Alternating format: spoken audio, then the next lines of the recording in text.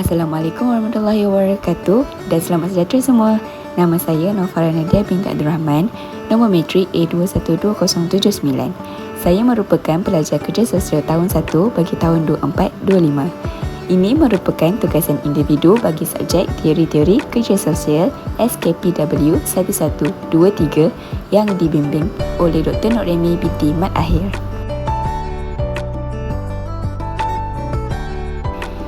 Jom sama-sama kita kenali klien saya. Nama beliau adalah Adan, berumur 11 tahun, beragama Islam, berwarganegara Malaysia. Tempat tinggal Adan berada di Blok A, Pangsapuri, Enggang, Bandar Kinuara 47180, Puchong, Selangor.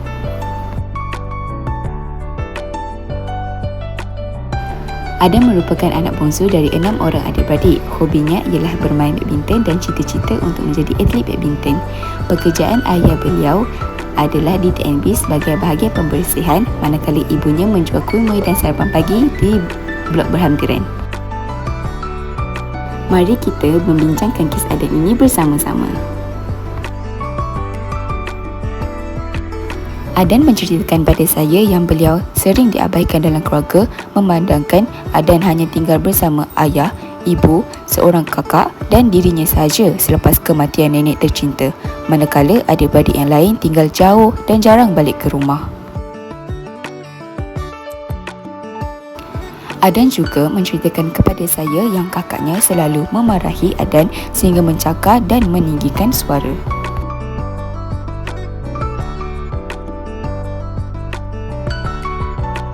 Di pusat AYG, Adan juga menghadapi masalah di mana rakannya kerap menjadikan Adan sebagai mangsa buli. Antara contoh pembulian terhadap Adan ialah menyiram air manis di baju, menyembunyikan selipar dan menolak Adan hingga terjatuh. Seterusnya, Adan mempunyai masalah kewangan keluarga. Adan terpaksa untuk tidak bersekolah kerana ibu bapanya tidak mempunyai struktur kewangan yang stabil. Seterusnya, mari kita bincangkan teori dan kaitan dengan tahap dalam sistem pengurusan kes kerja sosial. Terdapat 5 tahap dalam sistem pengurusan kes kerja sosial. Pertama, penerimaan dan saringan. Kedua, penentuan situasi. Ketiga, perancangan dan intervensi. Keempat, pemantauan dan penilaian. Serta yang terakhir, penamatan. Tahap pertama, penerimaan atau saringan. Teori yang terlibat pada tahap ini ialah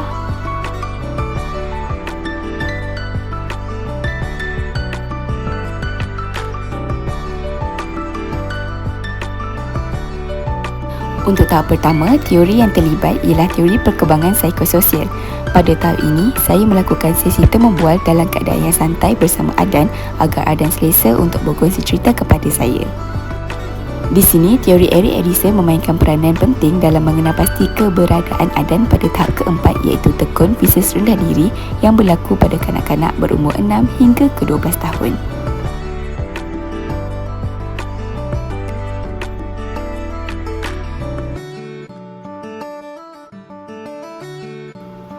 Pada tahap ini, Adan terlibat aktif dalam interaksi sosial bersama rakan-rakan dan sudah mesra bersama gurunya.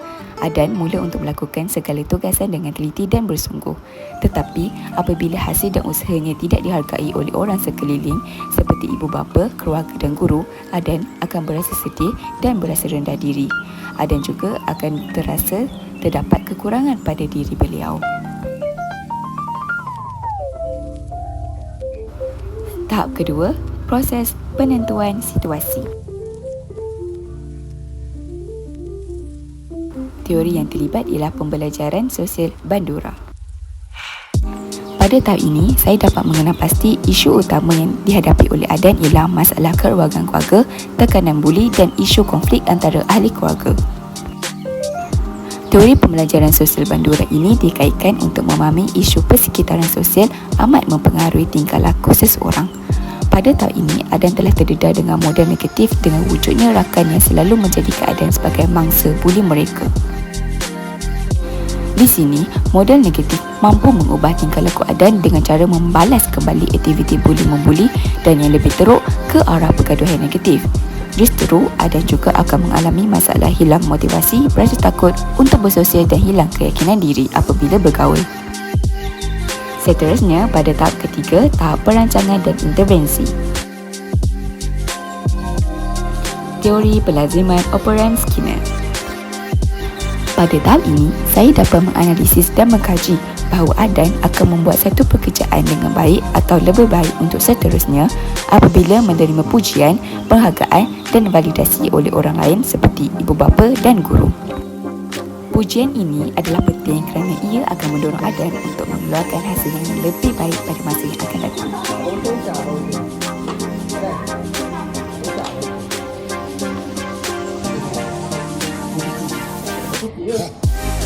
Aktiviti yang saya lakukan adalah melakukan sesi melukis seseorang berada di bawah hujan.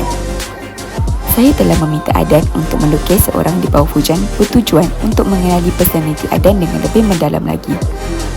Ketika adan melukis, saya memuji lukisan adan dengan menyatakan lukisan yang dihasilkan amat kreatif dan cantik. Selang beberapa saat, adan tekun menyiapkan tugasan tetapi dengan usaha yang lebih lagi.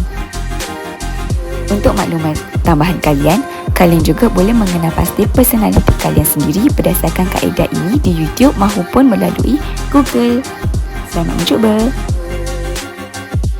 Kita teruskan dengan tahap keempat, tahap penentuan dan penilaian. Teori yang terlibat ialah teori pembelajaran sosial Bandura. Pada tahap ini, saya dapat menilai yang adan sangat aktif ketika kami melakukan aktiviti ringan bersama beliau di pusat AYG. Saya melakukan pemantauan yang berterusan bagi memastikan adan kekal aktif dan bersemangat untuk setiap aktiviti yang kami lakukan.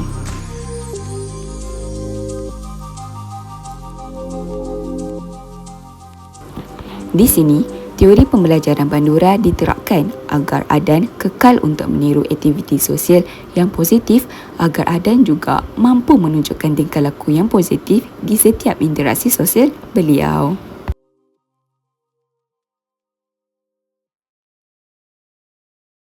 Tahap yang terakhir iaitu tahap yang kelima, proses penamatan. Pada tahap ini, saya memberitahu pada adan untuk bersedia dengan proses pra-penamatan antara saya dan beliau sebagai klien. Saya perlu menilai dan menganalisis perkembangan adan sebagai klien dalam aspek penglibatan diri serta keyakinan diri.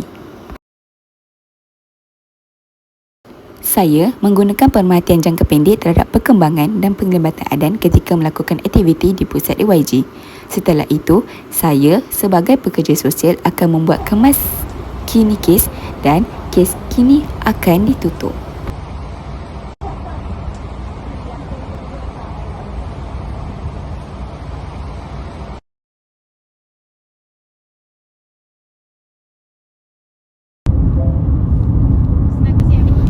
Kesimpulannya, persekitaran tingkah laku individu di sekeliling serta pengalaman sosial sejak kecil memainkan peranan yang amat penting dalam membentuk kepribadian dan perkembangan sosial individu. Segala interaksi, penerimaan dan cara layanan yang diterima sejak peringkat awal kehidupan menjadi asas kepada pembentukan emosi, cara berfikir dan keupayaan untuk menyelesaikan diri dalam pelbagai situasi sosial. Justru adalah penting untuk memastikan persekitaran yang positif dan sokongan sosial yang sihat agar perkembangan individu dapat berlaku secara holistik dan seimbang dari segi mental, emosi dan sosial. Itu sahaja daripada saya, Nur Farananda binti Abdul Rahman, A212079. Diharapkan segala perkongsian amat berguna untuk kalian semua. Terima kasih.